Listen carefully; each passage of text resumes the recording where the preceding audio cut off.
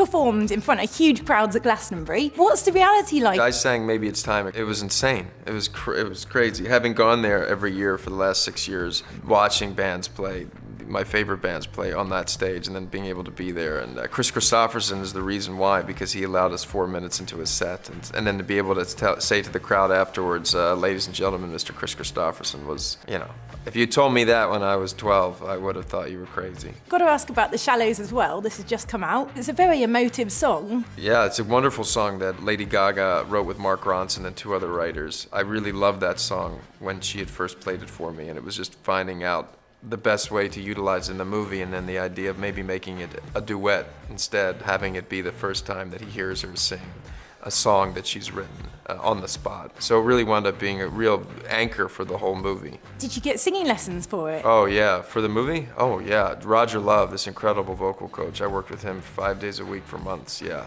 Oh, absolutely. Lady Gaga's obviously an incredible singer. Did she give you any tips? The biggest thing that she offered me musically was encouraging me to follow whatever it is inside of me that would create Jackson, and that musically, and that was having somebody believe in you, like in the movie. I never thought I would be writing and arranging songs, and I think the only reason why I did is because she gave me the courage to do that. Did you do any karaoke together? Never. Any rap battles? Rap battles?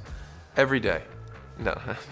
You were in a sex scene and a bath scene with Lady Gaga. What's it like to direct that and be in it? I only know being in movies, so I found it very easy. I actually thought that I had an advantage of being on the field while also orchestrating the shooting and the storytelling. So I found it to be a real benefit and much easier rather than being on the sidelines. The bath scene, for example, are you directing, off camera going, right, you sit here and I'll sit there, and then just going, okay, everyone pause, and then climbing into the bath? No, I'll do it while I'm doing the scene. Oh, so you're literally like in the bath going, can you?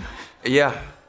Yeah, to the chagrin of the actors, yeah, but I think they got used to it. But the benefit of that is you're also keeping the rhythm, so you don't have to stop. How did you and Lady Gaga bond? Because your chemistry together was just amazing. It's one of those things you can't manufacture. If you try to do it, it just takes too much energy.